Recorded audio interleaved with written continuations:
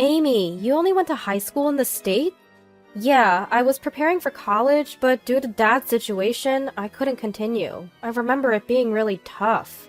I chuckled a bit, recalling the rush when Dad suddenly got assigned to work in Switzerland. Wait, what? Amy, you're just a high school graduate? I seriously thought you had a college degree. I feel duped. Excuse me, John?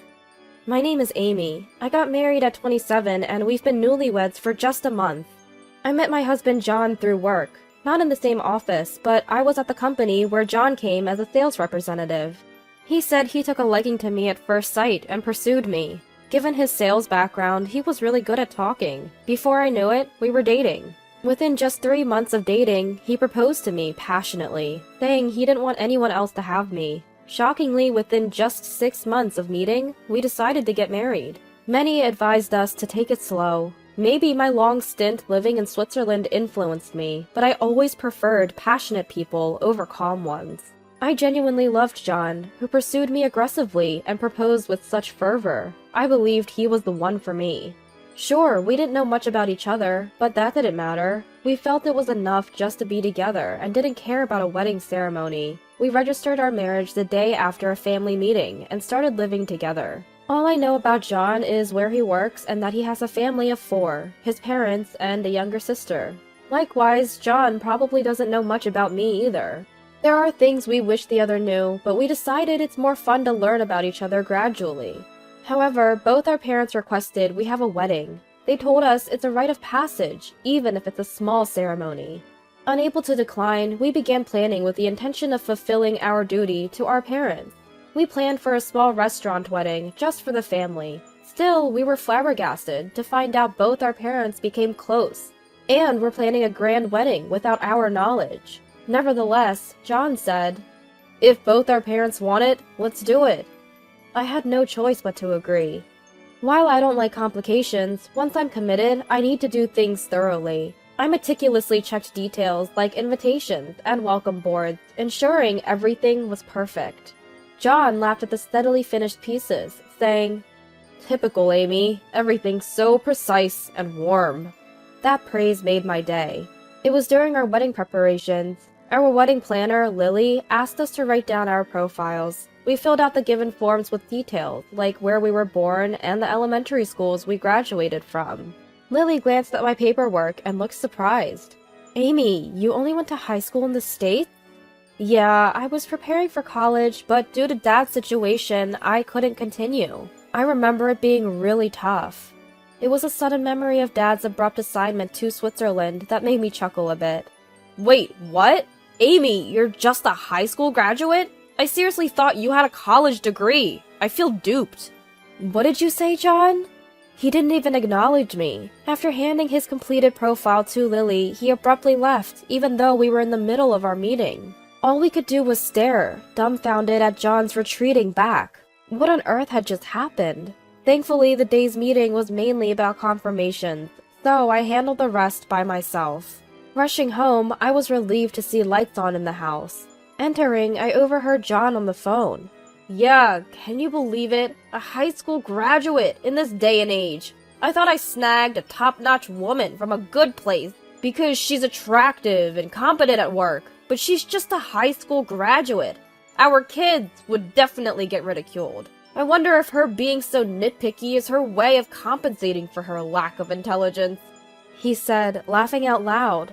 While we did marry soon after meeting, we had never discussed our educational backgrounds. I had no idea John had such an elitist view. Had I known, I wouldn't have married him.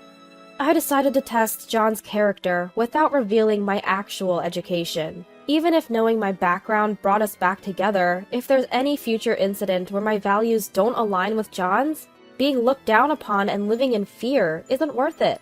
If that's the case, he's not the one for me. "I'm home!" I opened the living room door, forcing cheerfulness into my voice. John wrapped up his call, telling the person he'd call back. He then looked at me with cold, condescending eyes. "Ugh, I've been thoroughly deceived by Amy. Guess you wanted to land a high-caliber guy like me with his high education. Bet you're pleased with yourself." "I didn't even know about your educational background. Remember? We agreed to get to know each other more." You could easily find out. I graduated from a prestigious university. Agreeing to marry this quickly, in hindsight, is suspicious. This side of John was shocking, so mean-spirited. I loved his passion, but I never imagined he could be this impulsive and prejudiced. Deciding to check with my parents, I called home, only to find out they were hosting a party with parents-in-law. It's great that our families get along so well, but at this rate, our marriage was headed for disaster. I quickly relayed today's events to my dad over the phone and mentioned we might not go through with the wedding. I thought I told John about our family being stationed in Switzerland. Yes, I had mentioned living in Switzerland, and Lily had said, in America, it's just up to high school. So it's baffling how John associated that with just being a high school graduate. Plus, it's utterly disrespectful to those who work after high school or had circumstances that kept them from further studies. On the other end, it sounded like my parents and John's parents were having quite a party, with a lot of laughing. Anyway, I want to continue assessing John's character, so I'd appreciate it if they played along with the misunderstanding. I wasn't sure how much got through to the inebriated party, but John rarely contacts my parents, so it should be fine. After that, I tried to carry on with life as usual, but John's condescending attitude was palpable. He stopped doing chores. Previously, we'd share the tasks, but now everything fell on me. If I asked for help, he'd shoot back, "Do you want a divorce? Be grateful a high-spec guy like me even married a lowly high school grad like you." I felt increasingly repulsed by John, who frequently referred to himself as high-spec.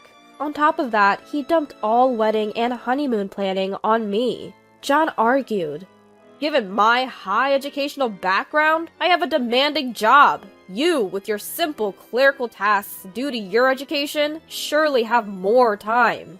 And just like that, he stopped contributing to anything. Even though I earn slightly more than John, it seems like he's gotten something twisted in his head. Between work, household chores, and wedding preparations, I felt so overwhelmed. I worried I might collapse from exhaustion. The more I saw of John's behavior, the more I grew to despise him.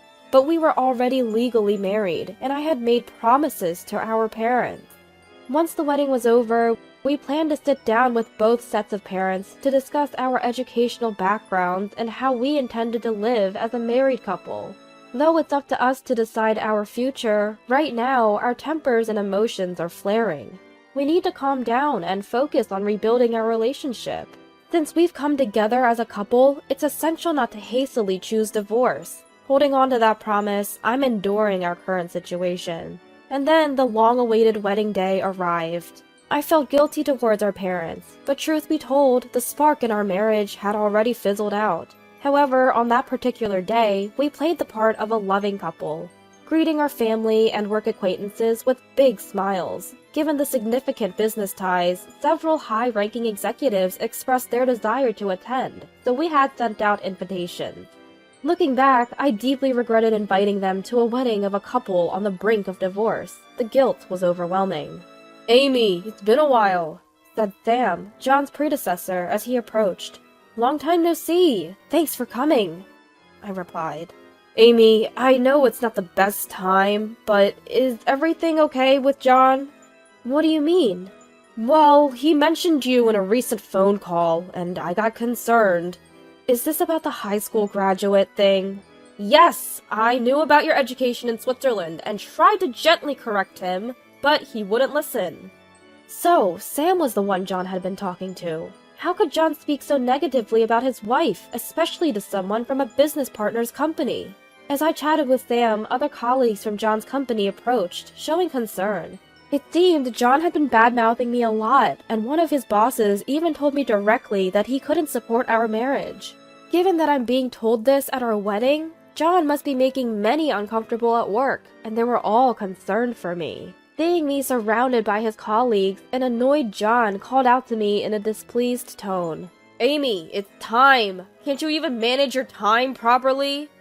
John scolded.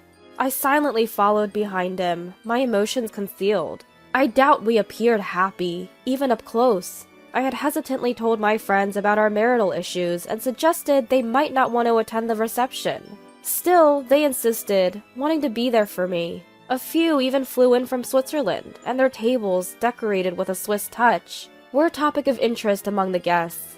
The wedding ceremony concluded without a hitch, and the reception began. Our bosses from both sides gave their welcoming speeches. Following a toast, the meals were served. Yet, throughout it all, John kept a sour expression and just kept drinking his alcohol. "John, that's enough drinking," I said, trying to intervene. Drunk and agitated, John blurted out, "It's all Amy's fault! I had this perfect life planned out. We'd have these amazing hybrid kids, be the envy of everyone, and now..." Suddenly, he got up, snatched the microphone from the host, and started ranting.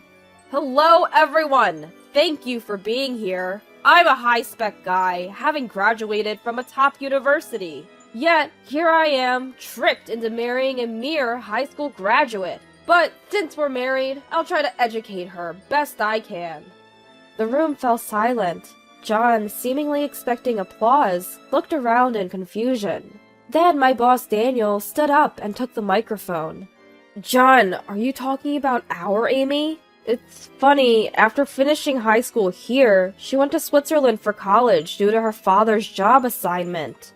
By the way, the head of our US branch rose from being a high school graduate. Is your company's philosophy to look down on such people? Studied in Switzerland?"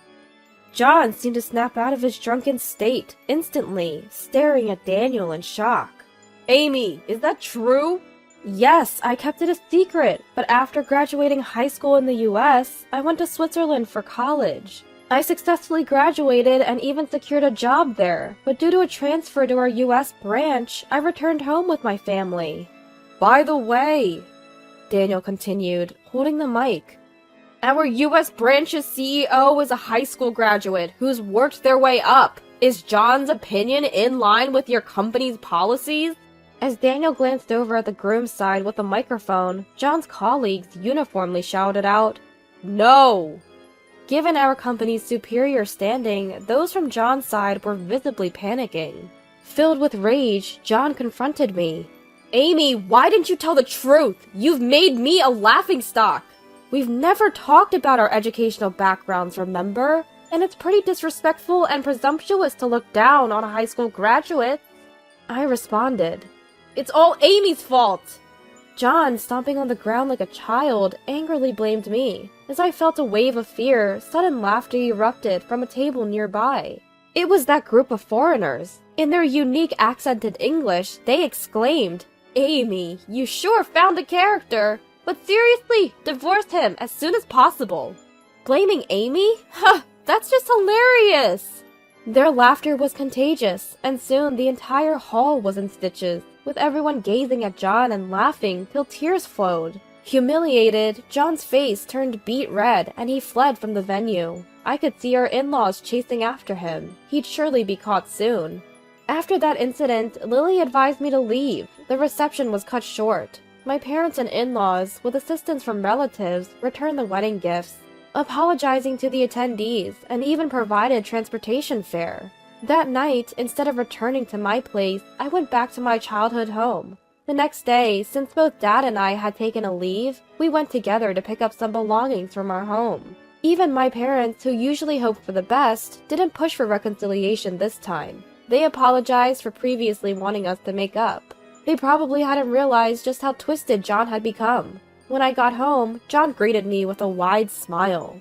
"Amy, sorry for leaving early yesterday. I've thought about it. If you're not just a high school graduate, there's no issue. Let's live happily like we used to. I'll help around the house, and I miss the meals you make."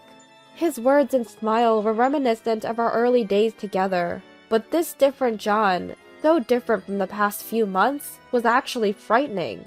You expect me to just forget everything? I can't be with someone who's so prejudiced about education. I'll divorce you and claim compensation for all the verbal abuse you've thrown at me, including the wedding costs. What? We're not getting divorced. It's not my fault I didn't know. You should have told me. Now I feel like I should be the one claiming compensation. John, during our family meetings, we mentioned Amy lived in Switzerland from 18 till she started working. What did you think she was doing in Switzerland all those years? Well, the planner said she only went up to high school. In America, she only attended up to high school. That's what was said. You can't be vague like that. You should have clearly said she studied in Switzerland. So you're saying we didn't provide enough information?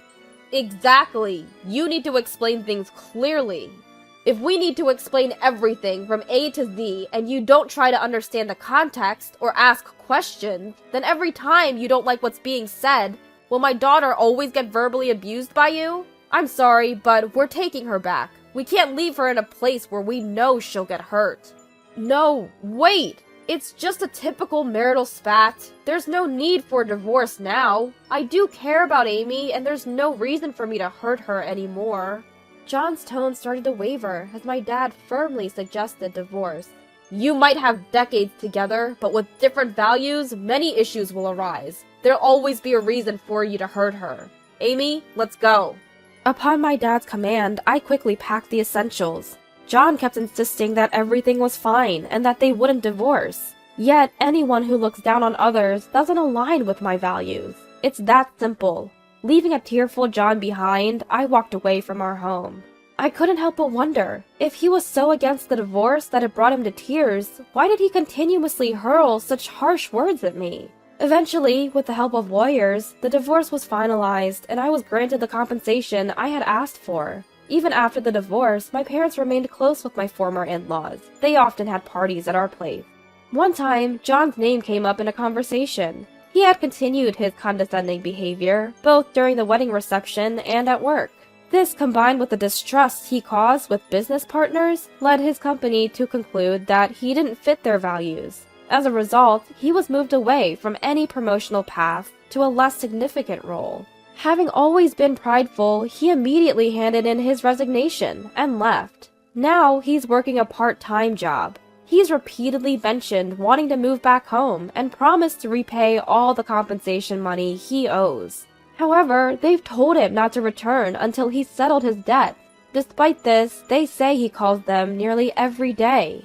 According to my former in-laws, John had been pretty average throughout college. But during his job hunting days, he noticed a wealthy friend who had attended a more prestigious state university than him easily land a job at a major company through connections. Witnessing this made John believe that in the world, education, money, and connections were all that mattered, leading him to adopt a skewed perspective.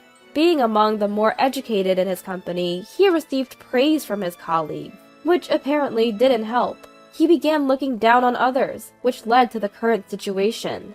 While John might have his reasons, the loss of important values like compassion and respect for others is his own responsibility. Unless he addresses his flawed character, he'll likely repeat the same mistakes wherever he goes.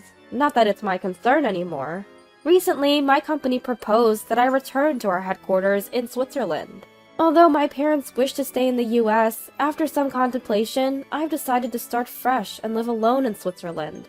I spent my youth there, and in some ways, I feel more at home there than in the US. With an expected pay raise and the allure of potentially finding a new love, I'm hoping to find happiness once more.